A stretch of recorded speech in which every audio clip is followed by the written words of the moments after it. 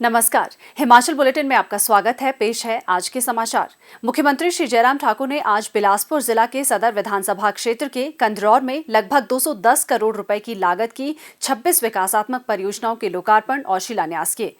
इसके उपरांत मुख्यमंत्री ने राजकीय वरिष्ठ माध्यमिक विद्यालय कंदरौर में एक विशाल जनसभा को संबोधित करते हुए कुठेड़ा में जलशक्ति उपमंडल और हरलोग में उप तहसील खोलने की घोषणा की। उन्होंने नागरिक अस्पताल बिलासपुर की बिस्तर क्षमता 270 से बढ़ाकर 300 करने, वरिष्ठ माध्यमिक विद्यालय मोर सिंगी में विज्ञान की कक्षाएं और राजकीय वरिष्ठ माध्यमिक विद्यालय खूहू मजवराहा में वाणिज्य संकाय की कक्षाएं आरंभ करने, कंदरौर में लोक निर्माण अतिथि गृह, बरमाणा में पीएचसी और जबलियाना में स्वास्थ्य उपकेंद्र खोलने की भी घोषणा की। उन्होंने कहा कि क्षेत्र में 3 सड़कों को नाबार्ड के तहत वित्त पोषित किया जाएगा। मुख्यमंत्री ने कहा, हिमाचल प्रदेश के लिए गर्व का विषय है कि बिलासपुर की धरती पर ऑल इंडिया मेडिकल इंस्टीट्यूट जमीन पर खड़ा है और आदरणीय नड्डा जी को भी मैं इस बात के लिए बधाई देता हूं और प्रधानमंत्री नरेंद्र भाई मोदी जी का भी आभार व्यक्त करता हूं। वो शिलान्यास के लिए आए थे। हम कोशिश कर रहे हैं कि आने वाले समय में बहुत जल्दी इस एम्स को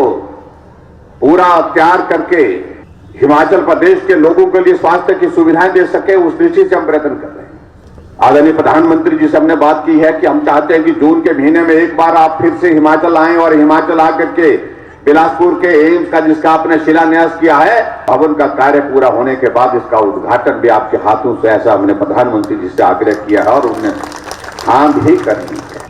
और हमारे लिए गर्व की बात है कि हिमाचल प्रदेश भले ही छोटा प्रदेश है, लेकिन छोटे प्रदेश के बावजूद भी हमारे देश के यशस्वी प्रधानमंत्री जी के दिल के बहुत करीब है। इन 4 वर्षों में सेवा और समर्पण के साथ तो हमने काम करने की कोशिश की है। पहली कैबिनेट का पहला निर्णय हमने यही लिया कि बुजुर्गों के लिए 70 साल के ऊपर जितने भी बुजुर्ग हैं, आय सीमा में छूट देते हुए सबको हमने पेंशन का प्रावधान किया। कोई बुजुर्ग आज सभा में आकर के हमको इस बात के लिए आग्रह नहीं करता है, ना विधायक को ना मंत्री को, कि हमको पेंशन लगाओ। हमने विभाग को आदेश किए, जिसकी उम्र 70 साल हो गई उसके घर में जाकर के कागज की प्रक्रिया पूरी करो और प्रक्रिया पूरी करने के साथ साथ में उसके घर में पेंशन लगनी, उसको पेंशन लगनी चाहिए। जिन बुजुर्गों के कारण हमने इस दुनिया को देखा, समझा, सीखा, उनकी ये परिस्थिति हमारे सामने, मुझे लगा कि ये ठीक नहीं है, इसलिए ये करना चाहिए, हमने किया।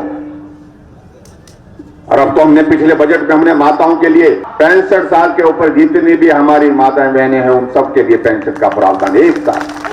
और उसी तरह से आगे बढ़ करके हमने अलग अलग योजनाओं के माध्यम से काम करने की कोशिश की। जनमंच से लोगों की समस्याओं का समाधान गांव में हो, घर में हो, वहीं पर हो, उसके नजदीक हो, उस बात को सुनिश्चित करने के लिए हमने प्रयत्न किया और उसमें मैं कह सकता हूं कि हम दावे के साथ कह सकते हैं कि उसमें हम कामयाब हुए।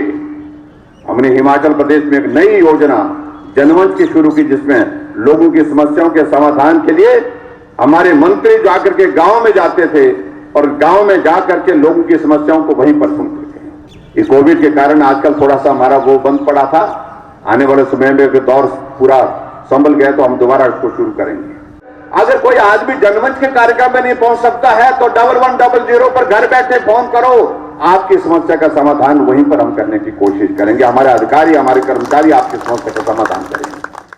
मुख्यमंत्री श्री जयराम ठाकुर ने अंतर राज्यीय ट्रांसमिशन प्रणाली के लिए हरित ऊर्जा कॉरिडोर चरण 2 की योजना को मंजूरी देने के लिए केंद्र सरकार का आभार व्यक्त किया। मुख्यमंत्री ने कहा, अंतर्राज्यीय ट्रांसमिशन प्रणाली के लिए हरित ऊर्जा कॉरिडोर चरण 2 की योजना को मंजूरी देने के लिए मैं केंद्र सरकार का आभार व्यक्त करता हूं। इससे हिमाचल प्रदेश सहित देश के 7 राज्यों में ग्रिड एकीकरण और लगभग 20 गीगावाट नवीकरणीय ऊर्जा की बिजली निकासी परियोजना को मदद मिलेगी। इससे बिजली की कीमत को कम रखा जा सकेगा और देश के नागरिकों को सरकारी सहयोग से फायदा पहुंचेगा। यह योजना देश में दीर्घकालिक ऊर्जा सुरक्षा में योगदान करेगी तथा कार्बन उत्सर्जन को कम करके पारिस्थितिक रूप से सतत वृद्धि को बढ़ावा देगी। इससे बिजली और अन्य संबंधित क्षेत्रों में कुशल और अकुशल कामगारों के लिए बड़े पैमाने पर प्रत्यक्ष और अप्रत्यक्ष रोजगार भी सृजित होंगे।